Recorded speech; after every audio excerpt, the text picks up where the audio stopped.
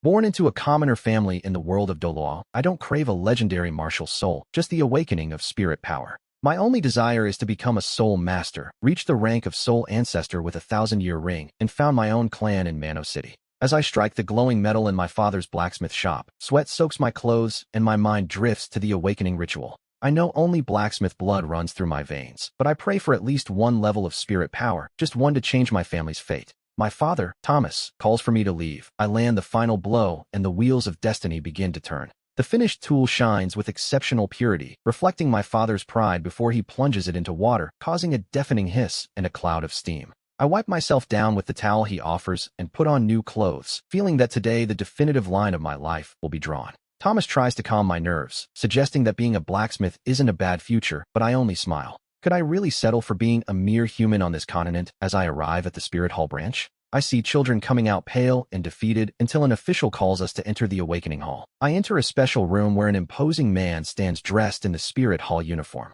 The Soul Master waits for me, surrounded by 6 black stones in a hexagonal formation. He signals for me to stand in the center and close my eyes. Suddenly his body expands, covering itself in thick brown fur, while 2 rings, one white and one yellow, float around him. It is the power of a Soul Master, a force I could possess if luck is on my side. With a quick movement of his hands, energy begins to flow from the stones, enveloping me in a golden light that seems to break something inside my being. 6 golden lights rise from the black stones to form a faint shield of light, while a warmth sprouts from the depths of my heart. With a mix of awe and hope, I extend my right hand. In an instant, a forging hammer appears. I have inherited my father's martial soul. It is a tool soul, resistant and with offensive capability. The official instructs me to learn how to summon and withdraw it with my will. I manage it with ease, feeling the spiritual connection before the man asks me to take the final potential test. The Soul Master pulls out a blue crystal sphere, and I place my small hand upon it. Immediately, a faint but undeniable flash of light illuminates the crystal.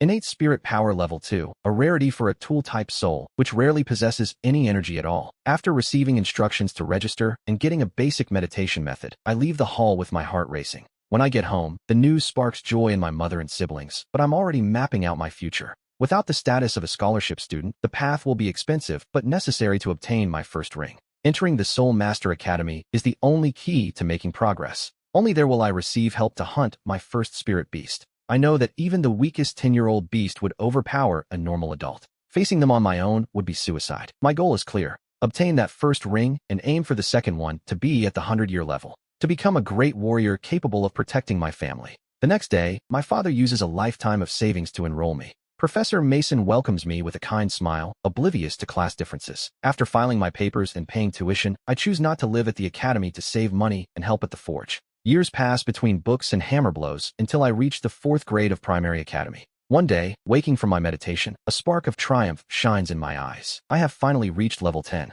It's time to get my first ring, which will make me an official soul master and provide a stipend to ease my family's burden. I arrive at the academic affairs office and inform Professor Mason about my progress. He nods, pleased, and assigns me to the group, leaving tomorrow for the soul hunting forest. I prepare 4 days of rations, medicine, and a set of iron armor my father forged to protect me. Even with teachers along, the forest is a place where death lurks in every shadow. At the academy gates, I meet 2 other students, Luke and Edward, both 6th graders seeking their chance to advance. Professor Byron, a level 37 expert, arrives to lead the carriage expedition. As we enter, the tension is palpable. I adjust my inner armor for security, while the professor warns he can't protect everyone if we separate. Luck seems elusive at first. Hours pass without a trace of spirit beasts, forcing us deeper into the brush. Just as we let our guard down, a black shadow emerges from nowhere. A serpent lunges directly for Edward's neck. With a lightning-fast move, and without even releasing his martial soul, Byron knocks the creature out. It's a 30-year-old black-striped snake, perfect for Luke. He finishes it with a dagger and begins absorbing the white ring rising from the corpse while I watch. Edward and I try to catch our breath after the scare. The beast's speed was terrifying, but seeing my teammate Silk become stronger and poisonous fills me with determination. The search continues until nightfall when we camp in the forest, but the peace is short-lived. Byron shouts a warning, his body transforming with wolf-like traits as 3 rings, white, yellow, and purple, glow at his feet. Activating his first ring, he grabs the 3 of us and begins a frantic escape. A group of poachers is driving a powerful beast toward us to cover their own retreat. It's a 400-year-old lightning cat, a creature that has devastated even Grandmaster-level escorts. The situation is desperate as the professor runs with us under his arms, pursued by the hunter's chaos. Those men sacrificed a nobleman and his guard to buy time, but the lightning cat's fury is unstoppable. Cornered, Byron activates his second ring, launching white light blasts to stall the attackers, but the beast unleashes a devastating shock. The professor dodges and orders us to run east while he faces near-certain death against the creature and the traitors. I follow the professor's orders and run with my heart in my throat, losing sight of my classmates in the absolute darkness. I feel true helplessness surrounded by shadows until a hiss in the bushes forces me to summon my hammer. A one-eyed wolf leaps out. In that moment of extreme danger, my senses sharpen and my fear vanishes. With a brutal strike from my forge hammer, I crush the beast's skull, leaving a 50-year-old white ring floating over its remains. Absorbing this ring would give me the power to survive, but something stops me. I'm not satisfied. Suddenly, an explosion. The ground shakes in the distance, coming from the direction where I fled. My breathing grows heavy as I imagine the outcome of that battle. The lightning cat possessed terrifying century-level energy, a unique chance for a commoner like me. I decide to risk everything and go back. When I arrive, the forest is charred, and I find the remains of the battle. The majestic beast lies dying, its scales shattered and its flesh scorched. The beast still breathes, but its life is slowly fading. I look at its horn. It has 4 white marks, confirming it is a 400-year-old creature. Hammer in hand and heart pounding, I approach as it watches me with agonizing, yet helpless, eyes. I deliver blow after blow with fury until finally, a brilliant yellow ring emerges from the corpse. Without wasting a second, I sit down to meditate and absorb it. The pain is sharp and cold sweat pours down my forehead as my martial soul mutates, growing scales and releasing electric sparks. When I open my eyes, the yellow ring floating at my feet proclaims my success. I am now a century-level soul master. I feel the eyes of other beasts lurking, drawn by the scent of blood, so I take the creature's horn as a trophy and flee quickly. Though I saw corpses, I know Professor Byron wasn't among them. On my run east, I'm surrounded by a pack of 17 ghost wolves. The leader roars and the circle closes in, but this time, I feel no fear. I summon my hammer and activate my first skill, Thunder Hammer. White lightning wraps around my weapon, increasing my damage and paralyzing my enemies. With a single swing, I launch 2 wolves through the air, killing them instantly. The pack leader finds a gap in my guard and lunges for my neck, but thanks to the iron armor my father forged, his claws can't penetrate. I use the recoil to my advantage and bring my electric hammer down directly on his head, scattering remains across the ground. With their alpha dead, the rest of the pack flees in terror, allowing me to collect pelts and teeth to sell before moving on. Suddenly, I hear someone calling my name and see Lucas hiding in a tree. He tells me how the professor found them and went to look for me while helping Ethan. When the group reunites, Byron immediately notices the change in my spiritual aura. To avoid suspicion, I lie and say I found a critically wounded beast and finished it off to ensure my survival. When I release my yellow ring, my classmates stand open-mouthed at my supposed luck. The professor looks at me with a strange intensity but says nothing, escorting us back to the academy. After a short rest, I find my father. At home, I go to the Soul Hall to collect my stipend and then head back to class. As I listen to lessons on the weaknesses of martial souls, I reflect on my path. The lightning has granted my hammer a devastating elemental power. I know my next rings must enhance that strength and the thunder attribute. My tool soul forgives no mistakes, and every step must be calculated. I originally thought my path would end at level 40 as a 4-ring spirit ancestor, but now I must adjust my plans. My new goal is level 50 as a 5-ring spirit king. I won't demand 10,000-year rings yet, but I need at least 2,000-year ones. When I return to Han City, I'll be the most powerful warrior of all. After class ended, several scholarship students blocked my path. What's the matter now? Do you not want to be in the academy anymore? Are you looking for trouble with me? I snapped at them on purpose. Faced with my threat, their faces showed clear concern. Having no desire to waste time, I dodged them and headed straight for the dining hall. After satisfying my hunger, I ran into that group again and immediately recognized the young man leading them. Generally, innate spiritual power is tied to the quality of the spirit. The stronger the spirit, the higher the initial power, but Lily was an exception. Her spirit was a simple tool, yet her innate power reached level 7. Now in 6th grade, Lily has reached level 17. The most impressive thing is that her first spirit ring is also at the century level. Several intermediate academies have already started contacting her with full scholarships. Why are you back again? I asked. I think there's a misunderstanding, she replied. I'm not here for trouble. I want to propose a deal. Lily didn't want to be the leader of the scholarship students, but they forced her into it. At first, she sent others to find me, but the message got distorted and ended up sounding like a challenge. She had to come personally to clear things up. We went to the back mountain, and seeing no one was around, Lily spoke. I want to collaborate with you. I know where the deep spirit grass grows. I knew that plant. It is excellent for tempering tool-type spirits like scythes or hammers. However, its market price is far beyond what you could ever afford. Seeing my interest, Lily released the information immediately. The grass is guarded by a century-level iron wall ape. If we work together, there's a great chance of hunting it. The problem was the split. There were 3 plants. I only want one, I proposed, but the iron wall ape's carcass belongs to me. Lily accepted without hesitation. A century-level beast sells well, but nothing compares to the value of deep spirit grass. When do we leave? I asked. This very afternoon, she replied. It seemed she didn't want to give me time to breathe, but I understood. Good things must be seized quickly. I returned home and put on my iron mesh inner armor, which still bore the claw marks from the ghostly wolf, and I threw a robe over it to hide it. I grabbed some hemp ropes and tucked them into my chest pocket. I stroked the lightning unicorn horn and decided to bring it with me. We left Han City and headed toward the White Palace Forest. The last time I left the village, I tried to take a shortcut to the academy and discovered the plants at the summit, still unripened, Lily explained. That iron wall ape probably appeared, drawn in by their scent.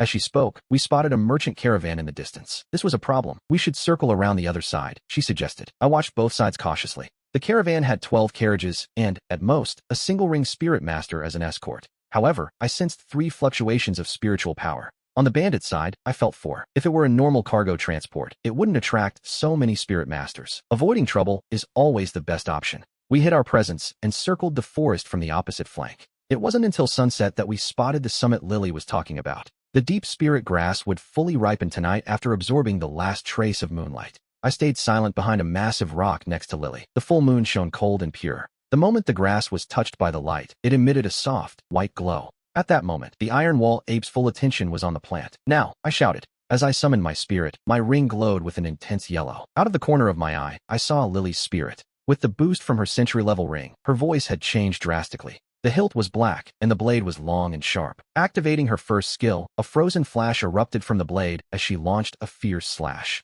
She managed to easily tear through the ape's back, leaving a deep wound. Blood gushed out, and white bones were visible through the gash. The iron wall ape tried to turn and counterattack, but it met my lightning-wrapped hammer head-on. The impact and electrical damage left it stunned for a moment, though it wasn't enough to kill it. Go for the head, I yelled. Lily moved fast. Her first ring glowed again, and without surprise, she severed the beast's head with a single stroke. As agreed, I take 1 herb and the carcass, I said, while gathering my share. Lily followed suit and carefully collected the other 2 plants, storing them in a wooden box. I hadn't brought a container. Without protection, the spiritual energy will fade, Lily warned with some guilt. You can consume it now. I'll protect you. I didn't hesitate. I swallowed the deep spirit grass and sat down to refine it. A unique spiritual energy flowed from my abdomen, and my spirit emerged involuntarily. It was wrapped in a white light that slowly raised its quality. Suddenly, there was a commotion below. 2 wounded spirit masters were climbing toward the summit, leaning on each other. Lily went to stop them immediately. At that moment, I interrupted my meditation, stood up, and went to the spot where I had pulled the herb.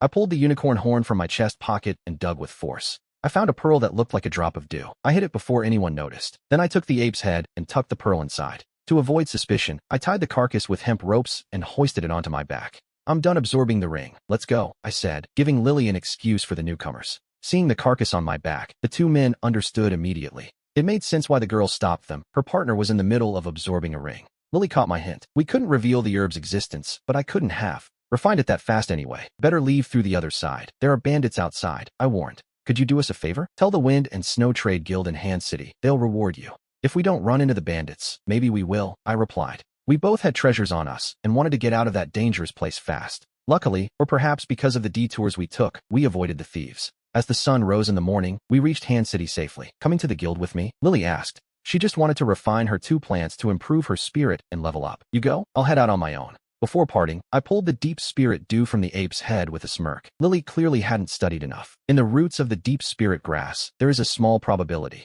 that this dew appears, and its effect is several times stronger than the plant itself. I carried the ape's carcass to the Wind and Snow Trade Guild. How much for this? I asked. Except for the wound on the back, the skin was perfectly intact. The skull was badly damaged, but the rest of the body was complete. The price is about 30 spirit gold coins, they declared. My eyes lit up. I only expected 20. With this money, my family's problems would be solved. Even if Tyler and Ian entered the academy, there wouldn't be a problem. By the way, I ran into your caravan on my way back, I added. They were ambushed by bandits and asked me to notify you. They said there would be a reward. The fat supervisor's face turned pale and he ran off to handle it. Meanwhile, an employee handed me my payment. When I got home, I carefully took out the deep spirit dew and swallowed it, starting the refinement immediately. Unlike the herb, the dew unleashed an overwhelming spiritual energy. Small black impurities began to ooze from my pores, filling the room with a foul stench. I felt like my body was a piece of iron being struck and forged on an anvil. I spent the next few days locked away cultivating, focused on absorbing the dew. Every day I expelled impurities, and in exchange, the quality of my spirit improved. The scale patterns on my hammer became sharper, and its weight reached 35 kilos. My physical strength grew alongside it. One afternoon, I went to help at the forge. With my current technique and strength, I forged with astonishing speed and quality. During the process, I noticed my body instinctively synchronized with the frequency of the hammer. In those moments, the refinement speed of the dew tripled. On the 14th day, my spiritual power reached level 13. The dew had run out, and my cultivation speed returned to normal. My life returned to the routine of classes and training. The only setback was my brother's spirit awakening. He got my father's forge hammer, but had no innate spiritual power. He was destined to never be a spirit master. He would have to dedicate himself entirely to blacksmithing. In the dining hall, Henry sat next to me with fresh news. Dao, many intermediate academies have arrived in Han City to recruit. Do you know where they are? They say Plaza 1. Let's go see. We quickly reached the plaza, which was bursting with people. Look, it's the young master of the Harmon family. Incredible, he has a 100-year ring.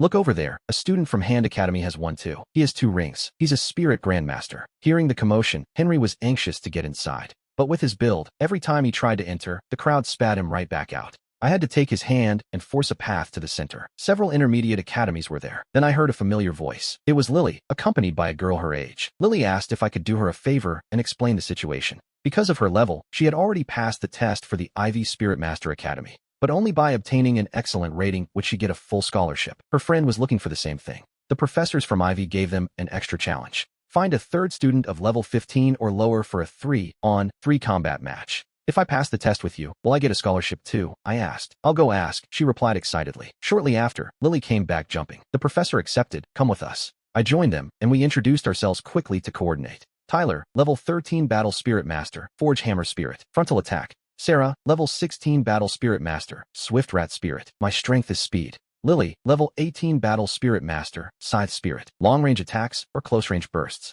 The examiner from Ivy Academy took out a blue crystal ball to measure my level. 10 years old, level 13. You meet the requirements. You have 5 minutes to prepare. We wasted no time and mapped out a quick strategy. Then, I saw our opponents. 3 young men, about 13 or 14 years old, watched us with looks full of arrogance. The academy cleared a circular area for the combat. If the professor intervened or someone stepped out of the circle, they were eliminated. We lined up in the ring, and as soon as they entered, the professor gave the signal. I flexed my legs and gathered energy. My starting speed was astonishing. I summoned my hammer, its scales gleaming. The scales were more defined now, and with the single horn on the handle, it no longer looked like a forged tool. My 100-year yellow ring glowed with power. The opponent panicked at my sudden burst and summoned his spirit in a desperate rush. I lunged at the strongest one, a snake spirit user, and activated my first skill, Thunder Hammer. The electricity paralyzed him. He went rigid, completely forgetting to even activate his own skills. Just before my lightning-charged hammer slammed into his chest, the professor intervened. He looked at me with surprise. Even though he stopped my blow with just his physical strength, without using his spirit, his right hand trembled from a momentary numbness. The professor's intervention meant the snake user was out. Now it was 3 against 2. We had the total advantage. Lily activated her first skill to charge against the remaining 2. No need to continue. You've passed the test, the professor declared while dispelling Lily's slash. You two are excellent prospects. With the Ivy Intermediate Academy certificate in hand, I ran home to give my parents the news, but I didn't find the reaction I expected. My father, with a hesitant expression, pulled out a letter of recommendation. In his youth, he went to Central City to learn blacksmithing, but since he wasn't a spirit master, he lacked the spiritual power necessary to learn the most advanced techniques, so he returned to Han City. However, he kept in contact by letter with his old master. A few days ago, he wrote to him about me, and his master wanted me to go to Central City to study under him. There, I could forge high-quality weapons or spiritual tools to obtain resources. It was a much safer path than hunting beasts for money. The first thing that came to mind were the hidden weapons of the Tang sect that would shine in the future, followed by spiritual tools. On this continent, everyone focuses on cultivating spirit masters, so spiritual tool technology is primitive. Currently, the most advanced things that exist are storage devices. It will be 10,000 years before the Sun-Moon continent arrives. They will collide with ours and demonstrate the devastating power of their technology. Almost mass destruction weapons.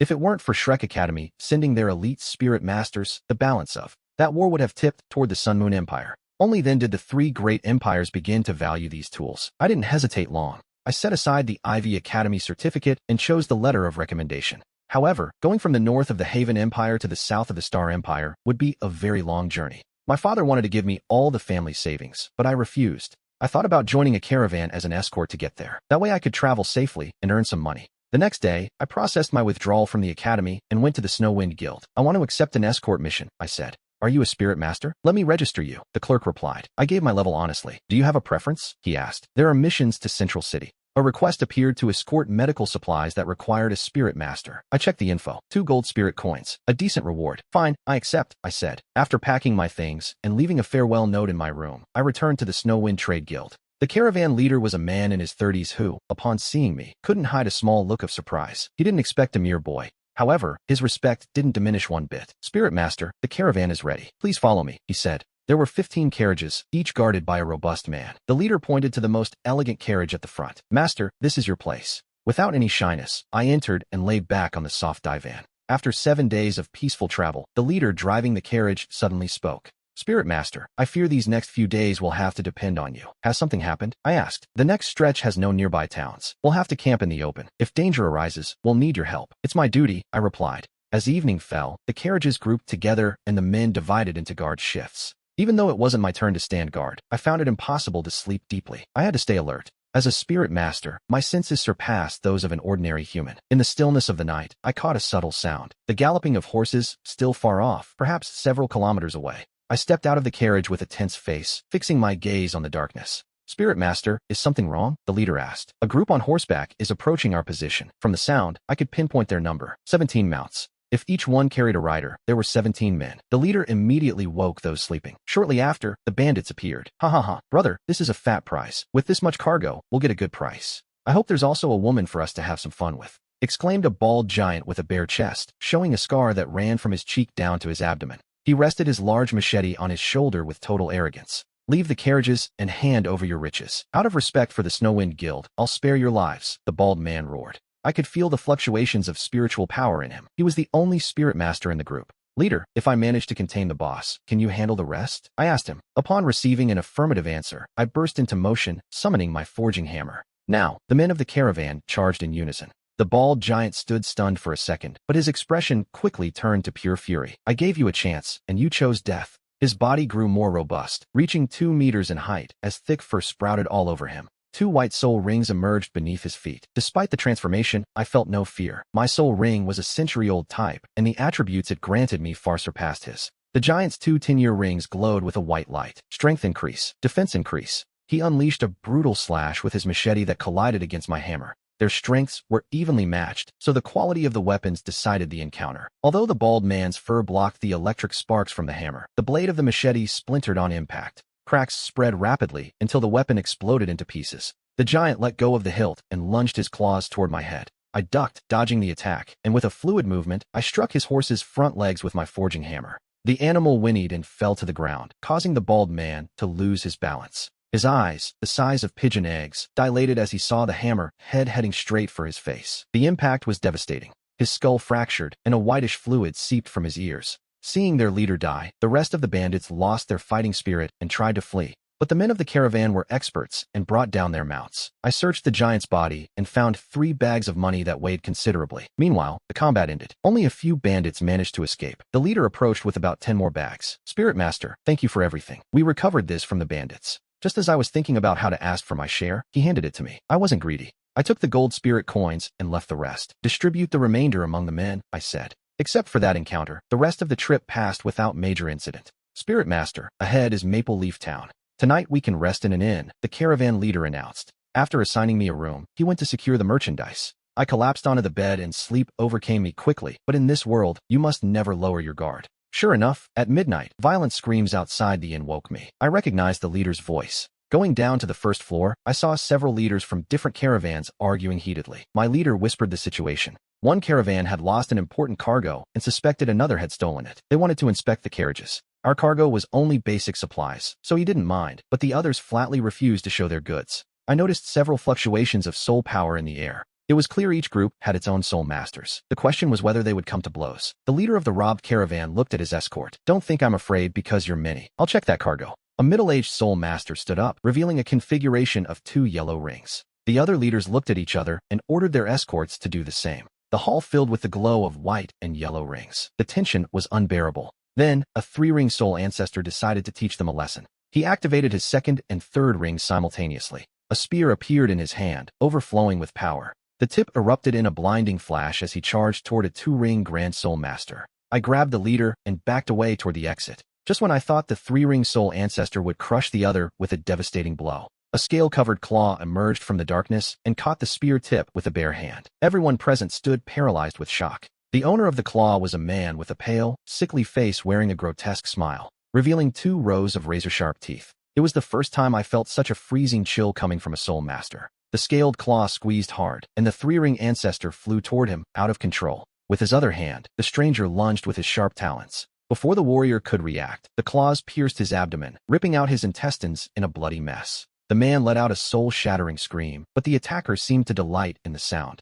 enjoying the moment as he brought the viscera to his mouth to chew them slowly. Some couldn't stomach the scene and fell to their knees, vomiting. The term Evil Soul Master flashed in my mind, though in this era they were known as the Fallen. My only desire was to leave the town immediately. Even camping in the forest was safer than staying there. Marcus shared my terror. I'm going to warn the others. We had to get out of there right now. The 3-ring ancestor wasn't dead yet, but he was incapacitated, forced to watch as that Fallen extracted his organs one by one to devour them with pleasure. The bystanders backed away, their eyes filled with panic. The most terrified was the leader who had demanded the inspection. His expensive bodyguard had been turned into a meal. Fear made him lose control of his bladder, leaving a yellow puddle beneath his feet. Once the organs were devoured, the Fallen snapped the warrior's neck. He pried open the skull with his claws and began stirring the inside to ingest the white matter. Satisfied, he calmly returned to his room. After waking everyone up, the caravan departed in a hurry in the middle of the night. Once in the carriage, it took me a long time to calm down after what I witnessed. Horror mixed with a fierce hunger for power. Only absolute strength was a guarantee for survival. As I moved, I felt something hard under the seat.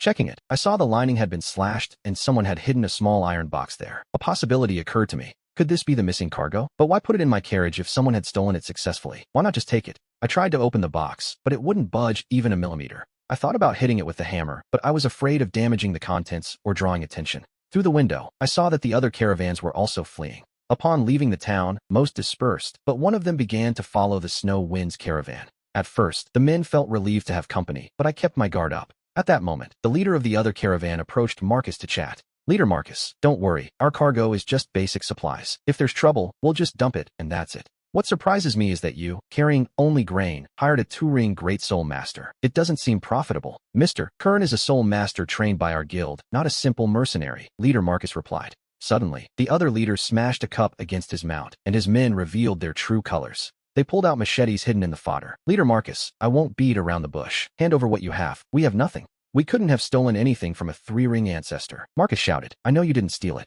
I was the one who did it, but I hid it in your caravan, specifically in that carriage. I put it there myself. Enough talk. Recover what's mine, he yelled as he jumped onto the roof of the carriage. 2 rings, one white and one yellow, glowed around his body. His wolf claws pierced the roof, trying to tear it open by force. I was waiting for that moment. I summoned my spirit and, with a charged strike, crushed his claws. Kern let out a scream of pain and pulled back his hand, revealing crushed bones and raw flesh. At that moment, the other leader charged with a sharp dagger surrounded by a white ring. I felt the danger and rolled out of the carriage. The dagger only managed to tear my clothes, thanks to my internal iron armor. Leader Marcus threw a white powder into the attacker's eyes, blinding him. I took advantage of the distraction and brought my hammer down with fury onto his head. The man's skull caved in, and he was sent flying several meters. Below, the men began to fight. My side had the numerical advantage. Kern looked at me with hatred, staring at my century-old yellow ring. Even though he was a higher level, his right hand was completely destroyed. While he hesitated, I appeared in front of him with my hammer covered in blue lightning. Kern activated his second ring, and a white light formed a shield, but I shattered it with one blow and continued my charge toward his face. Wait, you can't open the box. I can tell you what's inside, he screamed in desperation. No need, I replied. Kern tried to retreat, jumping with agility, but I withdrew my spirit and channeled all my power into the lightning horn. With a precise throw, the horn shot out like a bolt of lightning with power exceeding my first soul skill. The projectile tore through Kern's abdomen, leaving his entrails exposed. He stared at me as if he wanted to say 1,000 words, but life escaped him. No one expected me to be able to take down a Great Soul Master. I collapsed to the ground, pale from spiritual exhaustion. Luckily, that final attack didn't fail. Let no one escape, I ordered. If anyone survived and revealed you had the cargo, it would be your end. After recovering a bit, I joined in the cleanup of the battlefield. Finishing off the last man, I searched Kern's body, 2 bags of money and a jade jar. From the other leader, I obtained a very heavy bag. Just like last time, I let the men keep the rest of the loot. Their goods and horses will compensate for your losses, I told them. The message was clear. I kept the mysterious box, and they kept the spoils. That way, no one would talk. The caravan continued and arrived without further trouble at Prosperity City. After collecting my reward and saying goodbye, I found an inn and asked the owner about the local situation. Prosperity City depended entirely on external caravans due to its location. After gathering information, I went up to my room and took out the small iron box. I had noticed that when the lightning horn was near the box, both reacted. The horn sparked and the box vibrated incessantly. This time, I imbued the horn with power and struck. After a violent crash, the box shattered into pieces. A sphere emitting blue and white lightning floated in the air. I was breathless. It was the inner core of a 1,000-year-old lightning python. My forge hammer emerged on its own. My first ring shared the same power source, and both began to resonate. The connection's intensity forced me to discard my plan to ingest it. This violent lightning threatens to tear me apart. I take out the jade chest, the perfect vessel to contain the energy of the core. After a day of rest, I head to the Sichuan Trade Guild. Good day, how can I help you? They are looking for soul masters to escort cargo, preferably to Yahello or Pike City. I respond firmly, I am a one-ring soul master. After checking the requirements, they inform me they are escorting minerals to Yahello City. We need 3 one-ring escorts, and we already have one. We'll notify you when we depart. After registering, I return to the inn. I take the lightning core out of the chest and begin to absorb its essence little by little. By the 5th day, my spiritual power reaches level 14. Now, even without summoning my martial spirit, bursts of thunder course through my energy. In the afternoon, the Sichuan staff comes looking for me. The 3rd soul master has been hired. We depart tomorrow. Arriving at the guild, I spot my companions, 2 young boys barely 13 or 14 years old. After a brief chat, I discover they are traveling to the Intermediate Academy in Yahello City. The job is just a way to pay for the trip and earn some extra gold. Soul masters, this way, the guide indicates. The caravan consists of 24 carriages. Each of us is assigned a private carriage with a driver for resting. I choose the last wagon and settle in as the march begins. The journey will last about 20 days. The reason for hiring 3 escorts is clear. The road between Fu and Yahello City is desolate and plagued by bandits lurking in the shadows of the moors. It seems luck is not on our side. On the first night, we are surrounded by a horde of over 100 bandits armed with scimitars. Panic takes hold of the caravan. The workers cower in fear, abandoning the cargo to its fate.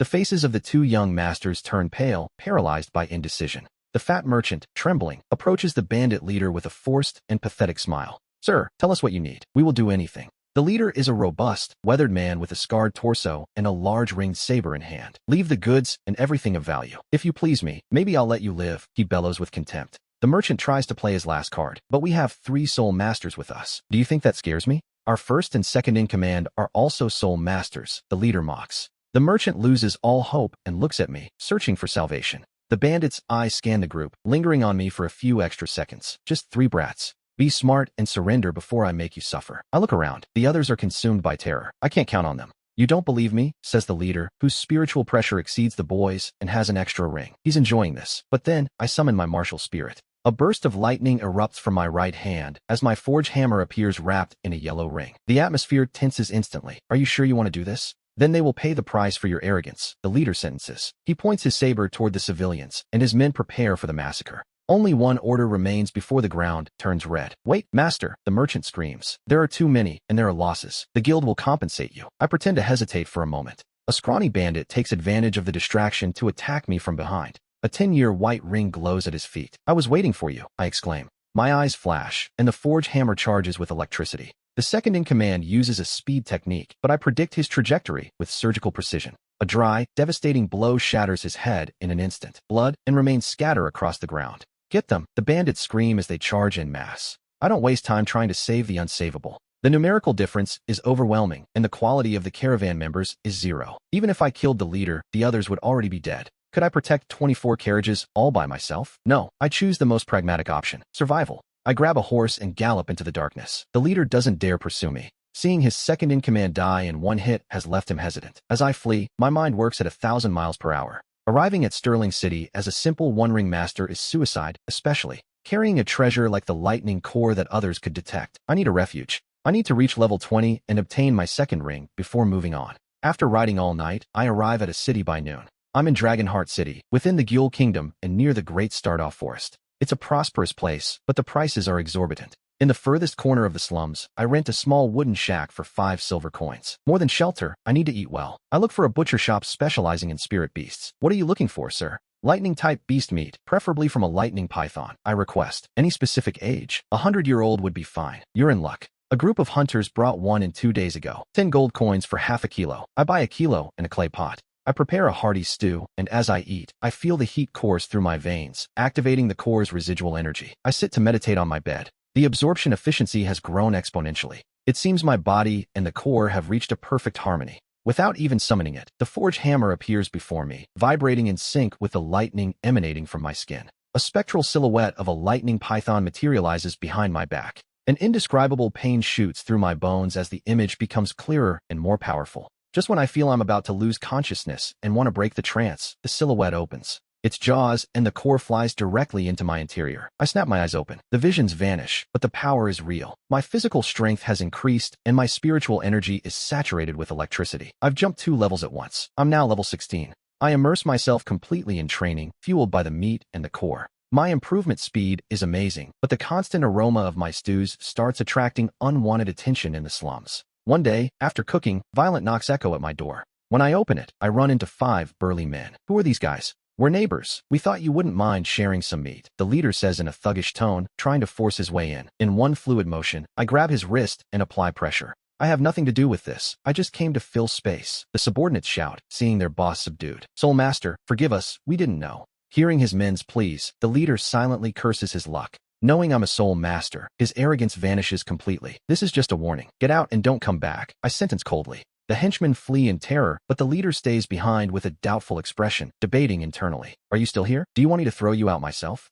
Master, would you be interested in a spirit bone? He whispers urgently. I heard they're worth over 10,000 gold coins. I stay silent, letting him continue. He tells me about Boss Charles, a mediocre Soul Master who abandoned cultivation to lead the local criminals. He formed a gang of thugs in the underworld of Dragonheart City, with these guys acting as his eyes and ears in the poor sector. Charles usually protects his own, but he forbids them from messing with other Soul Masters. However, he recently obtained a spirit bone of unknown origin and planned to sell it secretly to the nobility to secure his retirement. He only trusted his wife with it, but she was having a secret affair with a man named Nick, and between the sheets, the secret came to light. Why are you telling me this? Master, I want to make a deal. As a sign of my loyalty, I can steal the bone for you. And what do you want in return? Why do you think I would help you? I want you to kill Boss Charles and help me take his place. Why don't you find someone else? I don't have access to other masters. The ones I know are loyal to Charles. He is level 17, a simple one-ring master. Nick starts calculating his own options in his twisted mind. If he lies to me about Charles's level and we kill each other, the spirit bone would be his. Fine, I accept the deal. Go get the bone. I watch him leave, my eyes turning icy.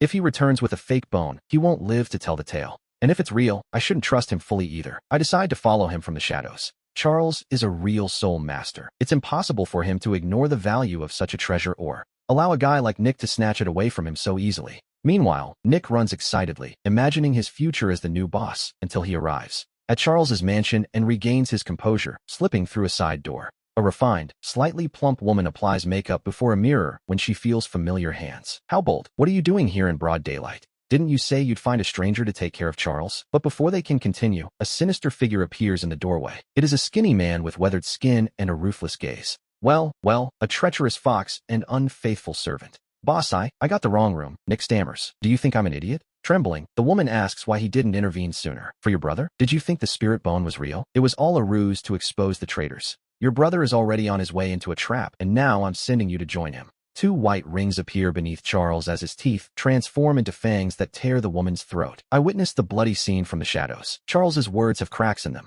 Why would he use a treasure as legendary as a spirit bone as bait for mere sewer rats? Something doesn't add up. I decide to act, smashing through the roof tiles and landing right in front of him. Where is the spirit bone? I demand. Charles laughs maliciously. Do you think if I had something like that, I'd go around shouting about it? You're naive. Before, I was 50% sure. Now I'm at 80%. I respond calmly. Someone like you trusts no one. You wouldn't hide an object like that in just any corner. You carry it with you, don't you? Charles's first ring glows with a white light as he lunges into the attack. My right hand explodes in lightning, and my yellow ring descends upon the hammer. An armor of lightning covers my forged hammer, spreading across my arm like an electrical grid. Charles's speed is surprising, but my senses, sharpened by the night, track him clearly. The hammer cuts the air with a thunderous roar, loaded with devastating power and massive elemental damage. Charles senses the mortal danger and activates his second ring in a desperate act. His limbs swell and his claws try to pierce my chest, but they hit something solid, my internal iron scale armor. If his technique came from a 100-year ring, I wouldn't risk it. But against 2 10-year rings?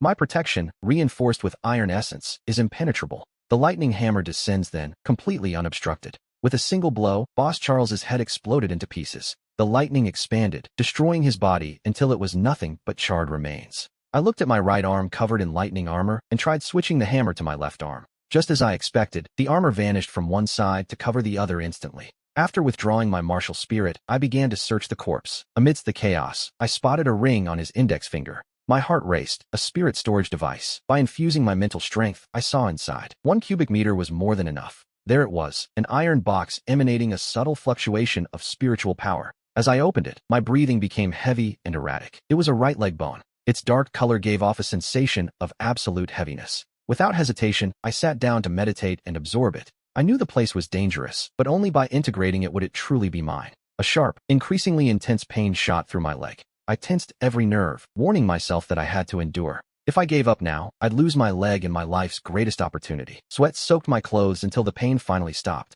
Today, a warm current flowed through my veins and muscles. My right leg came alive with an overwhelming pulse of power. Those wisps of dark energy didn't just strengthen my limb, they transformed my entire physique and posture. I had never come into contact with a spirit bone before. My knowledge came only from memories of a past life, so I couldn't determine its age. It clearly belonged to the strength type. Its attributes drastically increased my physical power and endurance while expanding my spiritual power capacity. Before, I could barely use the unicorn lightning twice. Now I could fire it 5 times. My spirit level jumped from 17 to 20. Inside the ring, I also found Boss Charles's accumulated fortune, 800 spirit gold coins, just enough to hire a hunting party. I needed a second ring of over 500 years to achieve the perfect configuration. I went to the beast meat shop and asked for a reliable group. Seeing my determination, the clerk immediately called the supervisor to discuss my needs in private. "I can help you contact them," the supervisor said after hearing my request. I needed to hunt a lightning beast over 500 years old, a difficult prey to handle. Hunting something like that was equivalent to facing a common 1,000-year beast. I needed the Greek hunting group.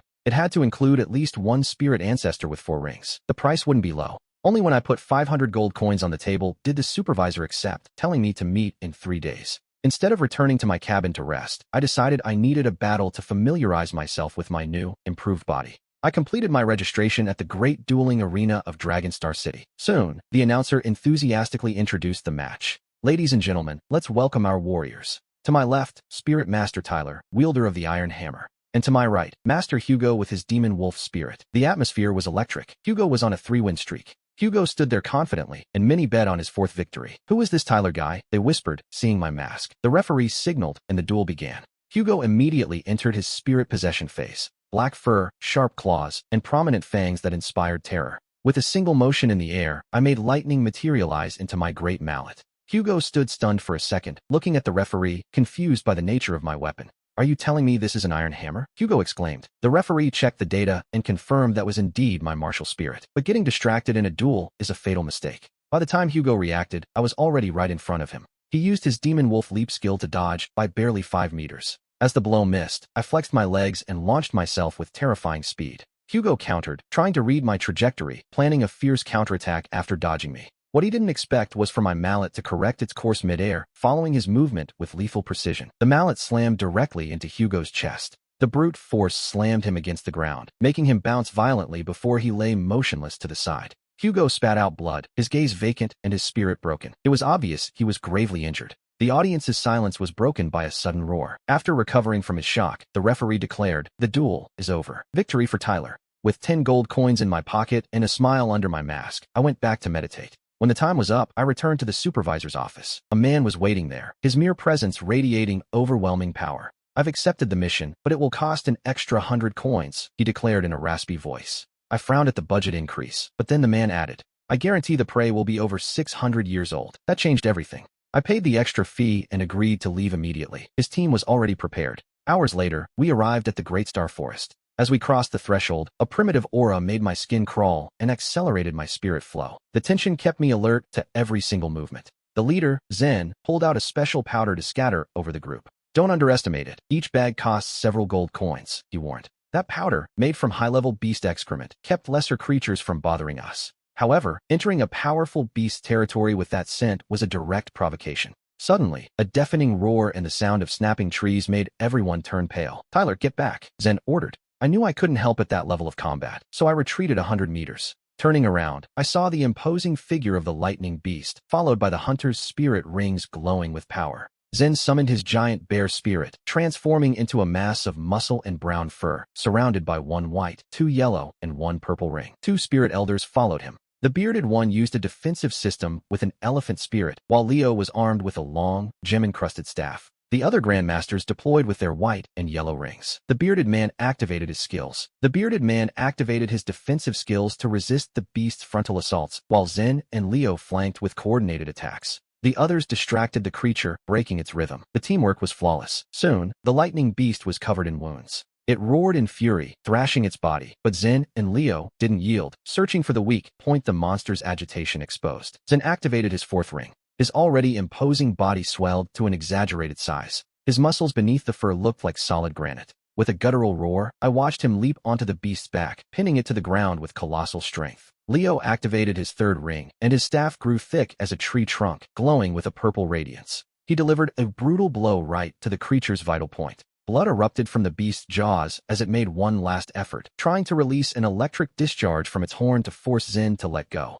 But with the protection of a 1,000-year technique, the electricity wasn't enough, especially with the bearded man firmly holding the beast's tail. The creature screamed in pain while Leo's blows continued to fall without mercy. When its breath grew weak, everyone stopped. "Tyler now," Zen shouted, handing me a dagger. Following his instructions, I stabbed the critical point, extinguishing the beast's last spark of life. A yellow ring emerged over the corpse. Under the protection of Zen's group, I sat down to absorb it. Suddenly, someone commented, "Boss, this beast looks like it's 800 years old." Zen responded doubtfully. Its horn was damaged. It was hard to judge. I thought it would be around 600 years. I heard nothing. I was submerged in a sea of agony. A sensation of internal expansion was tearing me apart. Every flow of energy was like a blade running through my body. In the middle of that struggle, the lightning beast's inner core inside me began to spin, releasing bursts of energy that calmed the burning pain. The hunting group sighed in relief when they saw me looking more relaxed. It must be 600 years, otherwise he couldn't absorb it, they speculated. However, 3 hours passed, and I still hadn't woken from my meditation, putting everyone back on alert. The absorption process is sacred and no one dared interrupt me. They could only pray for my safety. It turned out the core's energy didn't just soothe the pain, it fused directly with the new ring. After what felt to my senses like 3 long, tense months, I finally opened my eyes. On the surface of my second yellow ring, a thin purple line was glowing. "I'm sorry, Tyler. We misjudged its age because of the damaged horn," Zen apologized. I calmly replied to Zen that since I survived, I'd take the damaged horn as compensation. Zen agreed immediately. A broken horn was worth little money, but it was worth a lot as a personal favor. With my dagger, I extracted the horn and 20 pounds of the best meat. We returned to the city. I knew I'd been on the edge. If not for the inner core and my physique strengthened by the spirit bone, I would have died. The 800-year ring fit my attributes perfectly and raised my spirit level to 22. Motivated, I signed up for an individual duel at the Great Arena. The referee couldn't hide his shock as he read the registration. "Please welcome the genius from the Sacred Elephant School, Julian." The stadium fell silent for a moment before erupting into cheers. A member of the 7 great sects, his diamond mammoth spirit is legendary for absolute defense. His opponent is in trouble, they whispered. The referee looked at my card with disdain. And his rival, Master Tyler, with the Iron Hammer spirit. We both stepped onto the platform. It was the first time I felt real pressure standing across from an opponent. Julian was like a mountain of flesh, sporting a strange hairstyle and a fierce gaze. Julian, level 28, Diamond Mammoth, defense system, introduced himself. I responded in kind. Tyler, level 22, Forging Hammer, attack system. A burst of lightning illuminated my hand as the spectral roar of the lightning beast echoed behind me. An invisible pressure fell over Julian as I launched myself into the attack with explosive force. My hammer whistled as it cut through the air, seeking his chest. But for a master of supreme defense, a frontal attack was his ideal scenario. With a roar, Julian activated his spirit possession. His fat transformed into muscles of steel, and yellowish keratin armor covered his body with a metallic glow. His tusks grew, and his nose lengthened. With one massive hand, he stopped my hammer dead. The lightning only sparked uselessly against his skin. "You have strength," he growled with a superior smile, "but you're far from surpassing me." With a shove of his arm, he forced me back while preparing his counterattack. Lunging with overwhelming force toward where I had landed, the impact seemed inevitable. With no time to dodge, I raised the forging hammer to block the blow. In that instant, my second soul ring glowed intensely and a blast of lightning erupted. It was my thunder rupture skill. I concentrated all the electrical power to fire a blinding bolt that not only violently repelled the enemy, but inflicted electrical damage and left him stunned for a brief moment. Seizing the opening, my first ring lit up, and I counterattacked. The hammer transformed into its lightning form, and electrical armor covered my joints. I activated the second skill again. Pure individual damage that guaranteed devastating attack power. Regaining his senses, Julian sensed the danger and activated his first and second rings simultaneously. His already massive body grew to reach an astonishing 13 feet, while his skin took on a dark metallic sheen. It was his first skill, Bronze and Iron Wall, combined with his second, Mammoth Strength. Both skills drastically increased Julian's defense and physical resistance. While he blocked my attack, he launched a devastating punch. Even though I crossed my left arm to protect myself, I was sent flying by the impact. After coughing with difficulty, I managed to stand up, feeling an unnatural tremor in my left arm. This is the power of an elite spirit. We're only in the early stages and the gap is this huge, I thought. I switched the hammer to my left hand, and the lightning armor quickly covered the injured limb. Suddenly, I felt a slight vibration in the ground. Despite his size, he was capable of astonishing agility. The next second, he lunged at me like a collapsing mountain. Pushing off with my right leg, I managed to jump several meters just in time. A massive roar shook the ground, making it tremble. My face turned grim. The opponent not only resisted my full-strength attacks, but his counterattacks were fierce. However, that massive impact would also leave him briefly numb. Noticing that weakness, I charged power into my right leg and launched an explosive kick with a blast. Julian sensed the danger instinctively and crossed his arms in front of his chest to block. In that microsecond, his gaze changed. The force of that kick was much more terrifying than anything I had shown before. Despite his enormous size, he was sent flying more than 15 feet away. I felt the urge to use my soul bone skill, which would have given me the victory. Without a doubt, but I decided revealing it now wasn't worth it. So, I simply admitted defeat. Julian deactivated his spirit possession, revealing a large charred area on his chest, the mark left by my lightning. A trickle of blood ran down the corner of his mouth. Clearly, he wasn't as unharmed as he appeared to be. As I prepared to leave, a voice stopped me from behind. Is something wrong? I asked. The vice director got straight to the point. The Great Spirit Coliseum trained its own teams for various situations, and he wanted to invite me to join a level 20 to 30 group. What do I gain by joining this combat team? I questioned. The vice director explained the rewards. Normally, a winning team earns 10 spiritual gold coins. After 5 consecutive victories, it's 100, and after 10, it's 200. I can double those earnings for you, he promised. Additionally, the Colosseum would provide my third soul ring, guaranteeing it would be 1,000-year level. My pupils contracted. It was an offer impossible to refuse. Suddenly, going to Silver City didn't seem so urgent anymore. This was the perfect opportunity to polish my skills. Does it include room and board? I asked. After confirming I would have a special dormitory and dining hall, I accepted.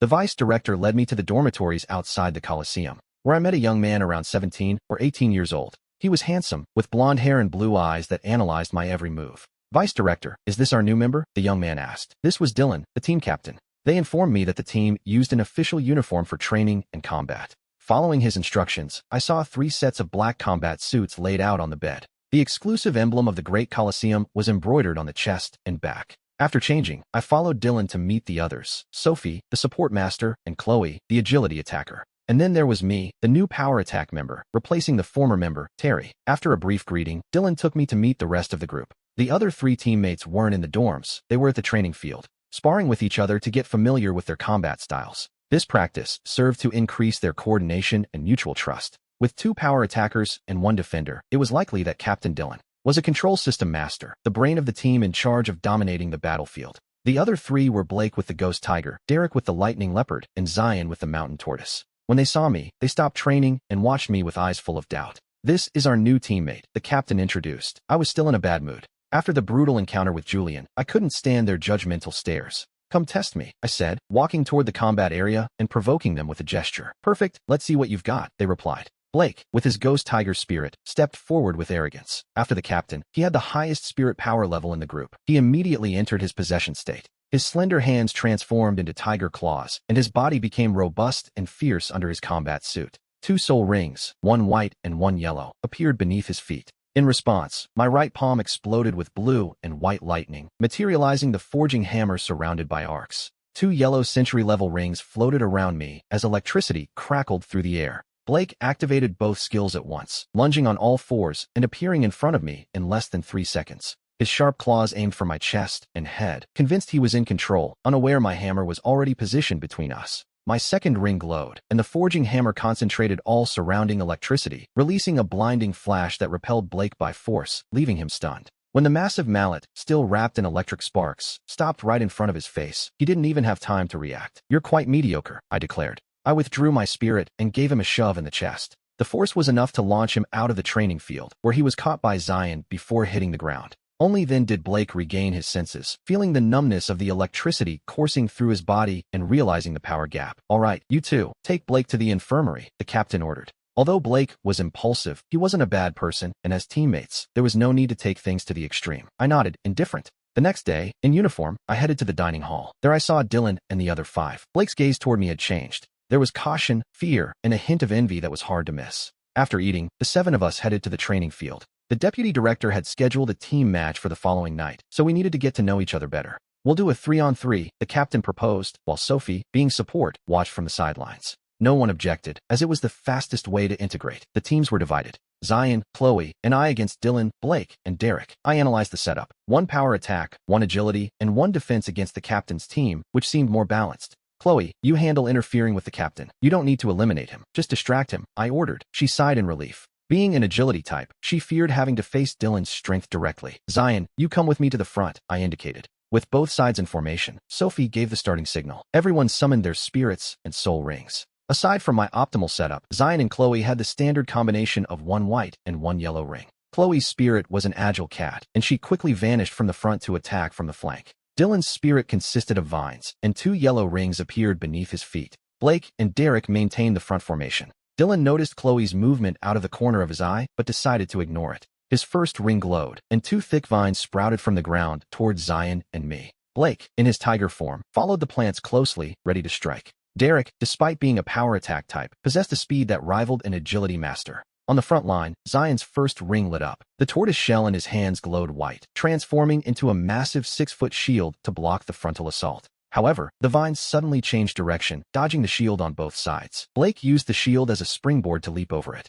From the very beginning, their goal was to eliminate me. Dylan's second ring flashed, and the thick vines instantly split into dozens of thin stalks that surrounded me from all directions, leaving no escape. Once trapped, with Blake buffed by his skills, I'd be easily eliminated. First skill, lightning hammer, I shouted. Seeing my spirit explode with lightning, Dylan kept a victorious smile, but his expression shifted when he felt his vines snapping one after another. His plants, powered by 2 century-old rings, shouldn't have been this fragile. The intensity of my thunder was simply superior. Dylan reacted quickly, using the remaining vines to grab Blake by the waist and pull him back from danger. I think we've seen enough. There's no point in continuing, the captain said, stopping the fight. Let's talk strategy. Here is the information on our opponents for tomorrow. The Giant Fong team was formed by a high noble from Longshin City. They've made a fortune in this coliseum. Their captain, Seth, is a level 29 agility master with the Fong dagger spirit. The vice captain, Yan, is level 28 power attack with a rare 5-color swallow flying spirit. We also need to watch their control. The controller, Jason, is level 26 with the ghostly mirror spirit.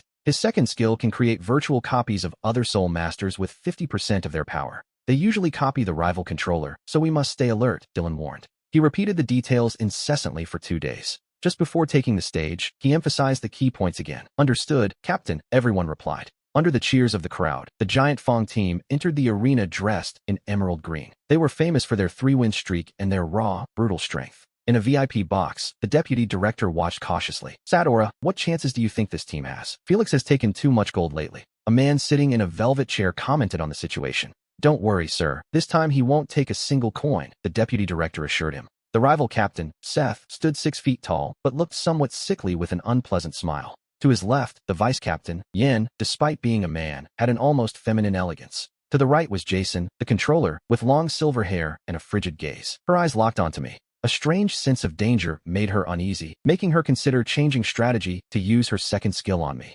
Behind them were 2 thin agility masters, and at the back, the defense and support men in their 30s. The referee, seeing that both sides were ready, announced the start of the combat. The beast-type soul masters transformed their bodies, and the tool types summoned their weapons as an explosion of colored rings lit the stage. The leaders and the controller of the Giant Fong team had 2 yellow rings, while the other 4 followed the standard of 1 white and 1 yellow. Seth shouted, seal them, as he lunged first toward Jason, the controller, for being the most annoying. Lotus flower, power, and speed, Kaisen exclaimed as her spirit bloomed. She released golden pollen over my entire team, granting a 10% increase in strength and speed. The rival support did the same, but his speed boost reached 15%. Seth and his teammates moved like gusts of wind, trying to surround my power attack teammates. Saneo activated his second ring. Slow Swamp reduced the rival's speed and reaction by 20%, a perfect technique to stop agility types. Finding themselves slowed down, the enemies showed their first openings. Marcus activated all his strength and explosiveness buffs, added to Kaisen's pollen. He was at his peak state. He lunged like a hungry tiger toward one of the rival agility masters. Jason used his vines to restrain 3 opponents at once. Seth was strong, so the plan was to concentrate forces to eliminate the other 2 agility masters first and secure a 7-on-5 numerical advantage. Jason had studied their tactics thoroughly for this plan. However, Yin was the first to notice the danger. Her first ring glowed, and her ghostly mirror fired 3 black lights toward me, Marcus, and David. To her, the enemy plan was clear. Marcus and David threw strikes they thought were definitive, but to their surprise, they missed completely. The rival agility master sighed in relief. Only his teammates knew how terrifying Yan's ability truly was. Seeing that Yan's first technique had hit me, the power attack master with 2 century-old rings, she decided it was time to eliminate me. In her possession state, she flew through the air with her 5-colored feathers glowing. Her first ring lit up and her wings became as sharp as scimitars, diving down to cut me. But in that exact moment, I turned toward her. My eyes were charged with an intense blue and white electric light. Yan's technique tried to deceive my senses, but upon contact, the thunder power in my body flowed uncontrollably, focusing on my vision and dispelling the illusion. Yan froze, sensing something was wrong, but she couldn't stop her momentum. First skill, lightning hammer. I ward. Electric armor climbed from the hammer's handle to my right arm as I calculated the exact timing. The hammer descended with fury upon Yan's wings, who felt the unleashed lightning destroy everything in its path. Her wings shattered and her body was projected violently, rolling across the ground until she was on the brink of elimination. She tried to get up in desperation, but the damage was so severe that her combat capability was completely nullified. In that instant, an explosion shook the stage as I lunged forward to launch an offensive against Yan. The defenders of the Giant Fong team immediately stepped in my way. They activated their first 2 skills simultaneously, creating a white energy barrier that enveloped them. The hammer's impact against the shield generated a deafening roar that made the defender spit blood, while Yan retreated with a fear she tried to suppress. Yan's second ring glowed with an unsettling light. Spectral image. From the surface of her mirror, a figure emerged that was 80% identical to me. But in that same second, Yan's face turned deathly pale. Her eyes reflected absolute disbelief. The stronger the copied target is, the greater the energy consumption.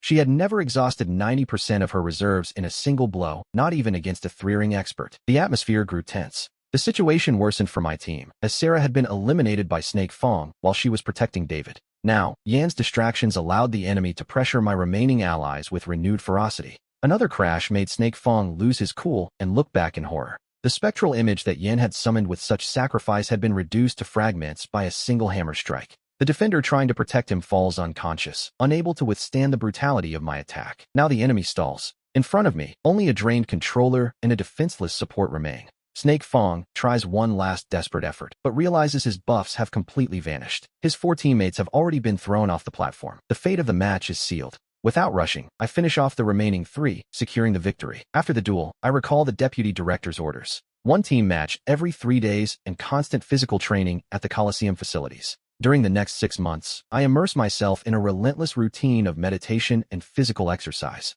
My spiritual power level finally reaches rank 24 after participating in the games. In nearly 50 team matches, I maintained an 80% win rate. My name begins to resonate loudly throughout the great Dragon Star City Coliseum. Everyone talks about the warrior who shatters enemy defenses with unmatched brute force. Various organizations have tried to recruit me with tempting promises, but I gave them all the same answer, a resounding no. Today, while I prepare for my usual training, Dylan intercepts me with urgency. Tyler, wait. The deputy director is looking for us in the meeting room. I strip off my training weights and follow Dylan to the office, where the other 5 members of my team are already waiting. Alongside several soul masters raised by the Coliseum, the deputy director gets straight to the point. I'll be brief. You will depart for Painoia City under the command of Kyle. This trip had already been mentioned a month ago. A new Grand Coliseum will open in that city, focusing on great soul masters and 3-ring experts. The prizes promise to be legendary, but there is a strict restriction. No one over 25 years old can participate. Among those present, half already possess 3 rings. The rules will be uncertain.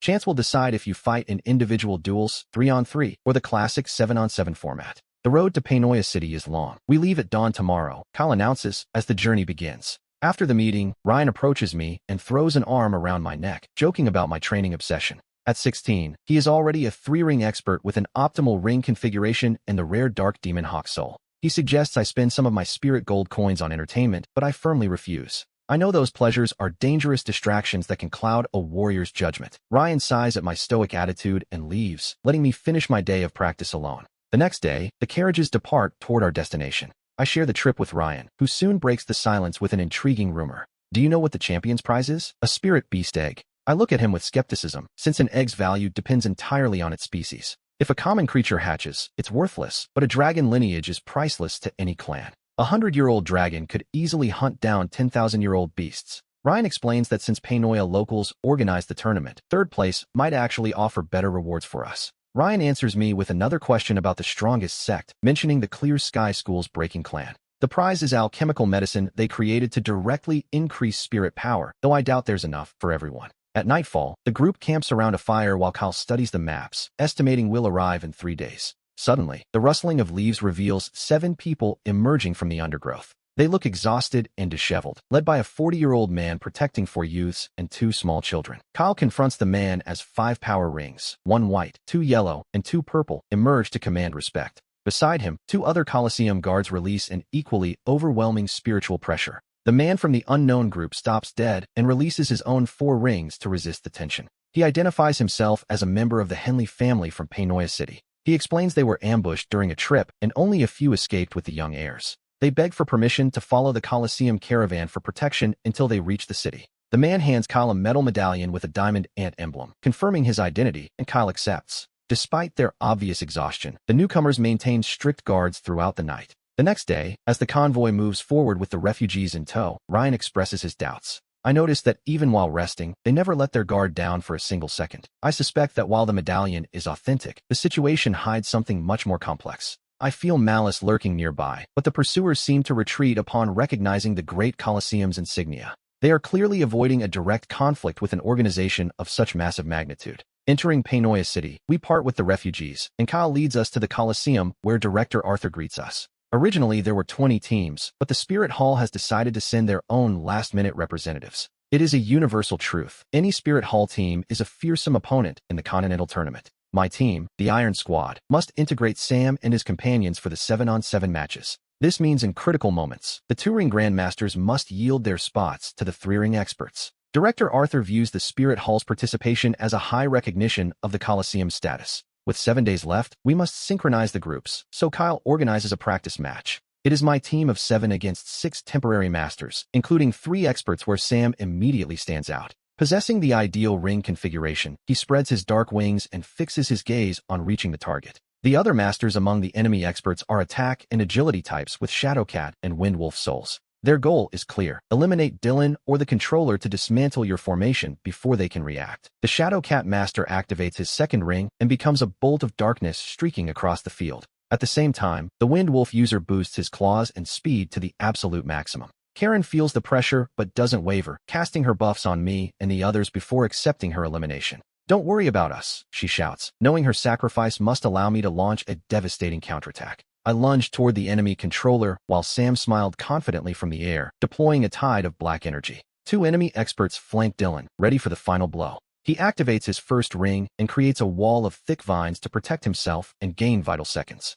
Meanwhile, 2 enemy defenders block my path, using their shells as shields. An enemy controller beats a leather drum that emits powerful shockwaves. The sound is like the roar of a furious beast, stunning my allies Ben and Daisy. However, I manage to break free from the stun in the blink of an eye. I leap with my mallet raised and deliver a blow so powerful that the brothers' combined defenses begin to crack. If their martial souls had been a bit stronger, they might have held, but my strength is excessive. Kyle intervenes just in time to protect the defenders, declaring them eliminated to avoid serious injury. On the other flank, Sam easily breaks Dylan's vines, eliminating the 4 remaining members of my original team. Kyle knows 3 Grandmasters can't beat 3 experts, but his respect for me grows enormously. He finally understands why the director asked him to keep a close eye on me. Finally, Kyle reorganizes the teams for a new round, pairing me with Sophie, the Shadowcat expert, to test more tactical combinations. Dylan's strategy isn't just solid, it's a declaration of war. Sophie and I prepare for a relentless frontal assault. This time, with the coordinated defense of the 2 protection masters, Dylan no longer fears agility attacks.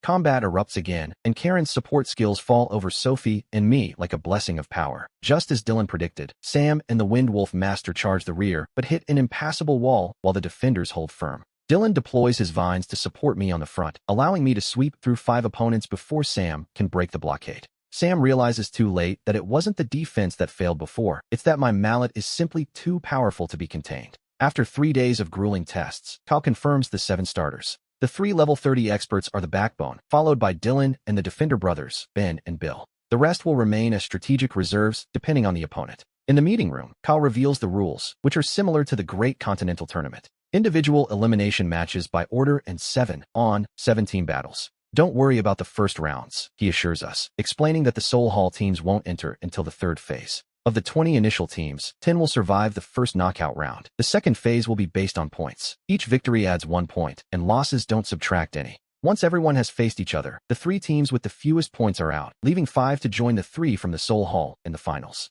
The draw for the combat mode will happen on the same day, so training becomes multifaceted. We must learn to coordinate in groups of 3, 4, or 5, preparing for any scenario in the direct elimination phase. The combat mode draw will involve groups of 3, 4, or 5, ensuring we are ready for any situation in the knockout stage. The combat mode draw will involve groups of 3, 4, or 5, preparing us for any knockout stage scenario. The combat mode draw will involve groups of 3, 4, or 5, preparing us for any knockout stage scenario. The combat mode draw will involve groups of 3, 4, or 5, preparing us for any knockout stage scenario. The combat mode draw will involve groups of 3, 4, or 5, preparing us for any knockout stage scenario. The combat mode draw will involve groups of 3, 4, or 5, preparing us for any knockout stage scenario. The combat mode draw will involve groups of 3, 4, or 5, preparing us for any knockout stage scenario. The combat mode draw will involve groups of 3, 4, or 5, preparing us for any knockout stage scenario. The combat mode draw will involve groups of 3, 4, or 5, preparing us for any knockout stage scenario. The combat mode draw will involve groups of 3, 4, or 5, preparing us for any knockout stage scenario. The combat mode draw will involve groups of 3, 4, or 5, preparing us for any knockout stage scenario. The combat mode draw will involve groups of 3, 4, or 5, preparing us for any knockout stage scenario. The combat mode draw will involve groups of 3, 4, or 5, preparing us for any knockout stage scenario. The combat mode draw will involve groups of 3, 4, or 5, preparing us for any knockout stage scenario. The combat mode draw will involve groups of 3, 4, or 5, preparing us for any knockout stage scenario. The combat mode draw will involve groups of 3, 4, or 5, preparing us for any knockout stage scenario. The combat mode draw will involve groups of 3, 4, or 5, preparing us for any knockout stage scenario. The combat mode draw will involve groups of 3, 4, or 5, preparing us for any knockout stage scenario. The combat mode draw will involve groups of 3, 4, or 5, preparing us for any knockout stage scenario. The combat mode draw will involve groups of 3, 4, or 5, preparing us for any knockout stage scenario. The combat mode draw will involve groups of 3, 4, or 5, preparing us for any knockout stage scenario. The combat mode draw will involve groups of 3, 4, or 5, preparing us for any knockout stage scenario. The combat mode draw will involve groups of 3, 4, or 5, preparing us for any knockout stage scenario. The combat mode draw will involve groups of 3, 4, or 5, preparing us for any knockout stage scenario. The combat mode draw will involve groups of 3, 4, or 5, preparing us for any knockout stage scenario. The combat mode draw will involve groups of 3, 4, or 5, preparing us for any knockout stage scenario. The combat mode draw will involve groups of 3, 4, or 5, preparing us for any knockout stage scenario. The combat mode draw will involve groups of 3, 4, or 5, preparing us for any knockout stage scenario. The combat mode draw will involve groups of 3, 4, or 5, preparing us for any knockout stage scenario. The combat mode draw will involve groups of 3, 4, or 5, preparing us for any knockout stage scenario. The combat mode draw will involve groups of 3, 4, or 5, preparing us for any knockout stage scenario. The combat mode draw will involve groups of 3, 4, or 5, preparing us for any knockout stage scenario.